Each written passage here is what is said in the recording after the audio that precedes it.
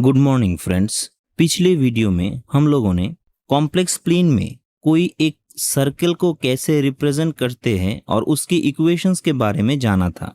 तो आज उस सर्कल के रिगार्डिंग कुछ प्रॉब्लम हम लोग कॉम्प्लेक्स प्लेन में देखेंगे। तो शुरू करते हैं। तो पहला प्रॉब्लम दिया गया है, show that the set of values of के फॉर व्हिच द इक्वेशन, यहाँ पर एक गिवन इक्वेशन दिया गया है, रिप्रेजेंट्स ए सर्कल। यहाँ पर एक के कांस्टेंट दिया गया है, तो आप लोगों को दिखाना है कि के का जो वैल्यू है वो -∞ से 25 के छोटे वैल्यू तक ये लाई करेगा। पिछले वीडियो में हम लोगों ने जनरल इक्वेशन ऑफ सर्कल जो देखा था वो था z bar plus a z bar plus a bar z plus b equals to 0। यहाँ पर -a था उस सर्कल का सेंटर एंड जो रेडियस था उसका इक्वेशन था मॉड्यूलस a का स्क्वायर माइनस b।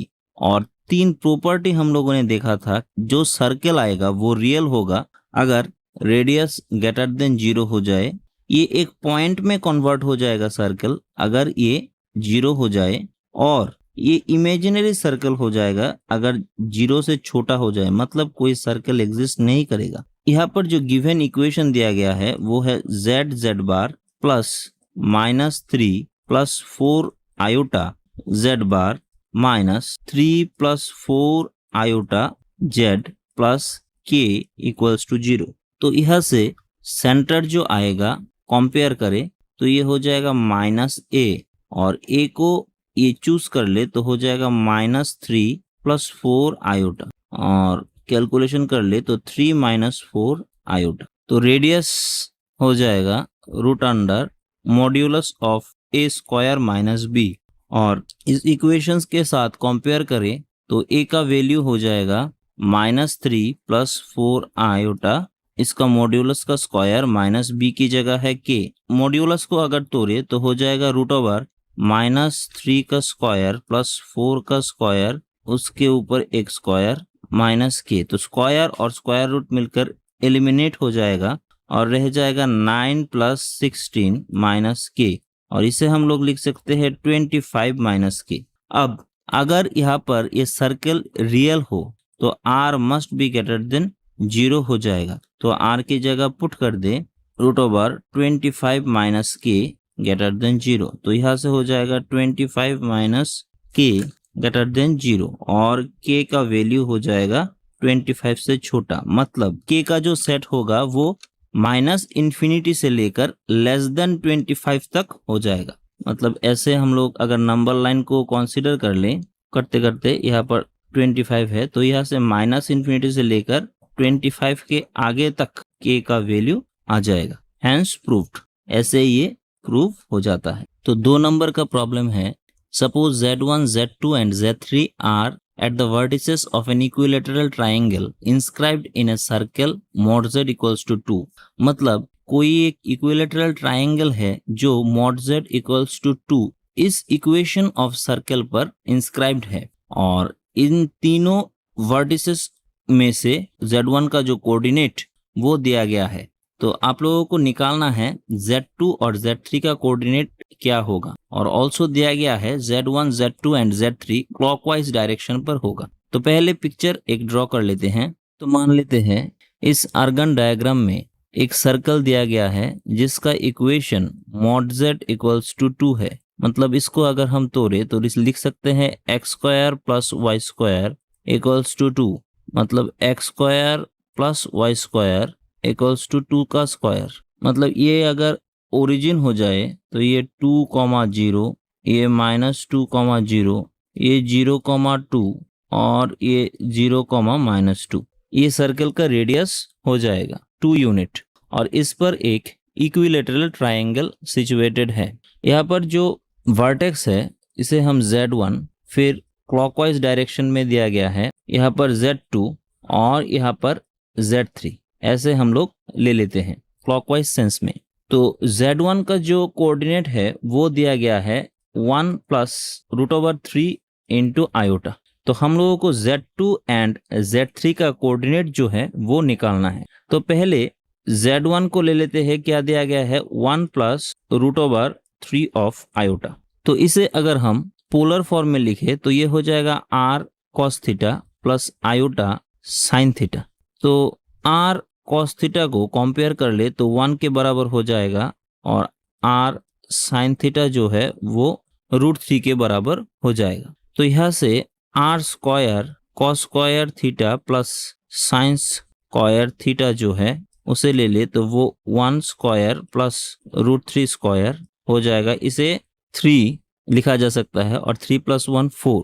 तो यहाँ से cos square plus sine square theta का वैल्यू 1 हो जाता है, तो r स्क्वायर = 4 मतलब r = 2 हो जाएगा। और थीटा जो होगा वो r sine theta by r cos theta लिख सकते हैं, इसे √3/1 और ये हो जाएगा tan थीटा = √3/1 और ये हो जाएगा थीटा = tan इनवर्स ऑफ √3/1 मतलब π/3।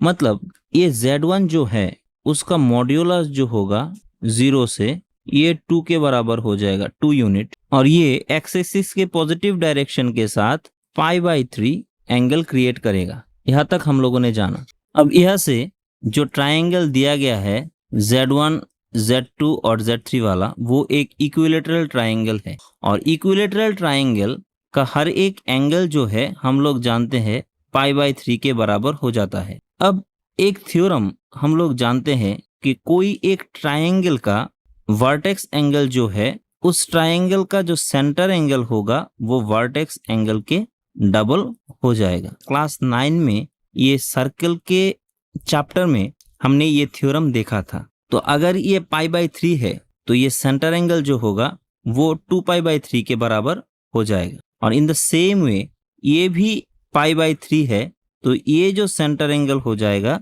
ये भी 2π/3 के बराबर हो जाएगा। तो सिंस OZ1 = OZ2 = OZ3 तीनों सर्कल का रेडियस है और OZ1 का जो लेंथ आया था वो आया था 2 यूनिट, तो इन तीनों का लेंथ होगा 2 यूनिट। तो अब हम यहाँ से इजीली Z2 और Z3 का वैल्यू निकाल सकते हैं। तो Z2 का जो आर्गुमेंट हो जाएगा वो पहले वो निकाल लेते हैं।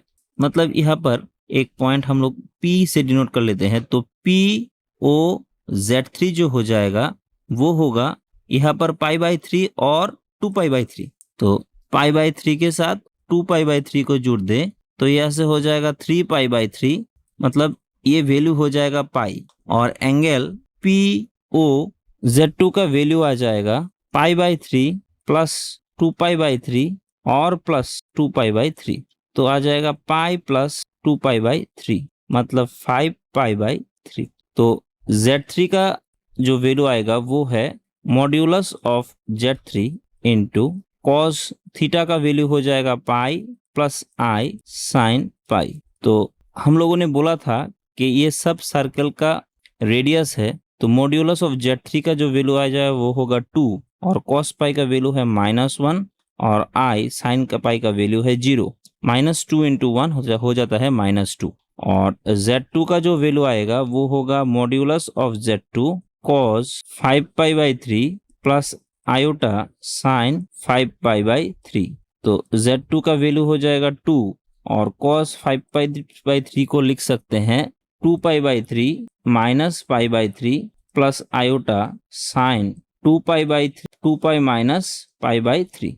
तो आप लोग देख सकते हैं कि एक बार घूमे तो हो जाएगा यहाँ पर 2π और माइनस π/3, तो ये 4th रीजन पे होगा और 4th रीजन में cos का वैल्यू पॉजिटिव रहता है और साइन नेगेटिव हो जाता है। तो यहाँ से हम लोग लिख सकते हैं cos π/3 और ये हो जाएगा माइनस साइन π/3, तो ये हो जाएगा 2 × cos π/3 का वैल्यू हो जाता है हाफ और माइनस यहाँ पर एक आयोटा होगा, आयोटा साइन π/3 का वैल्यू हो जाता है √3/2 और 2 कैंसिल करे तो यहाँ से हो जाएगा √3 × आयोटा। हैंस प्रूव्ड हो जाता है, ये Z2 का कोऑर्डिनेट है, हैंस प्रूव्ड। 3 नंबर दिया गया है, show that intercept made by the circle ZZ bar plus alpha Z bar plus alpha bar Z plus R = 0 on the real axis on complex plane is, ये दिया गया है। मतलब कोई एक अर्गन डायग्राम में एक सर्कल है तो उसका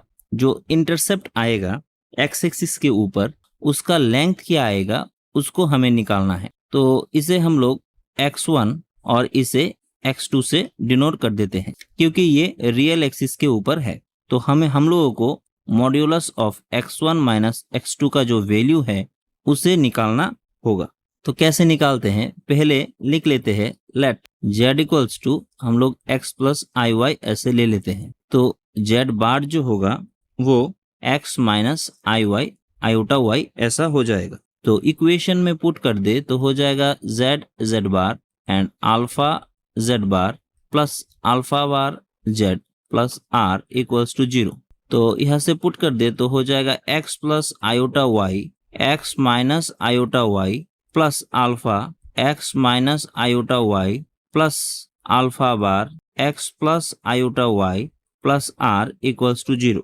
तो आफ्टर कैलकुलेशन हम लोग यहाँ से लिख सकते हैं x square plus Y square plus alpha x plus alpha bar x और प्लस आयोटा y को कॉमन ले ले तो यहाँ से आ जाएगा alpha minus alpha bar plus r equals to 0। तो अब जो इंटरसेप्ट है, intercept made by the circle on the real axis बोला गया है। तो रियल एक्सिस के ऊपर ये सर्कल का इंटरसेप्ट का लेंथ निकालना है। तो इमेजिनरी एक्सिस पे जो कोई इंटरसेप्ट नहीं होगा मत, देयरफॉर y इक्वल्स टू 0 के बराबर हो जाएगा। तो इक्वेशन में पुट कर दे तो यहाँ से आ जाएगा x square plus alpha bar x plus r equals to 0।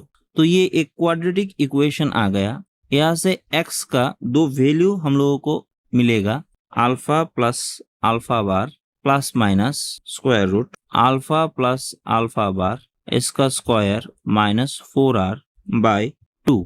तो इन दोनों रूट्स को अगर हम x1 और x2 ले ले तो इसका जो डिफरेंस होगा वही हो जाएगा इंटरसेप्ट का लेंथ।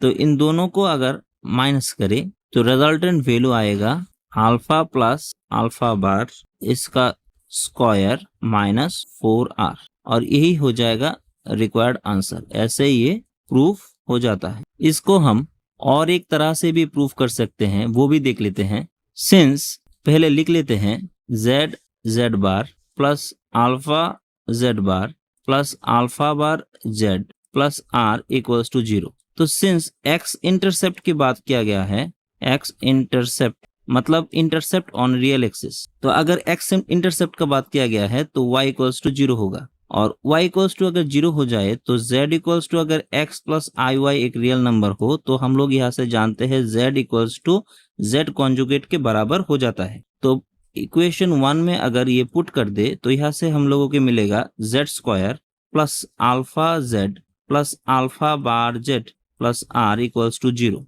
मतलब यहाँ से मिल जाएगा z square alpha plus alpha bar z plus r equals to 0। तो यहाँ से z का दो वैल्यू हम लोग पाएंगे z1 एंड z2 और z1 z2 का मॉड्यूलस ऐसे माइनस करके करें तो हमें इंटरसेप्ट मिलेगा जिसका वैल्यू हो जाएगा z1 प्लस z2 का square minus 4z1 into z2। तो यहाँ से हम लोग लिख सकते हैं z1 की जगह पर अल्फा प्लस अल्फा बार का whole square minus 4 into z1 z2 हो जाएगा r। कैसे वो भी देख लेते हैं। सिंस ये एक क्वाड्रेटिक इक्वेशन है तो इसका दो रूट हम लोग लेते हैं z1 एंड z2 और यह जहां से z1 प्लस z2 को हम लोग लिख सकते हैं माइनस b बाई ए, मतलब minus alpha 1 plus alpha bar by 1 और z1 z2 को लिख सकते हैं c बाई ए मतलब r बाई 1। तो यहाँ से हम लोगों ने ये लिख दिया अल्फा प्लस अल्फा बार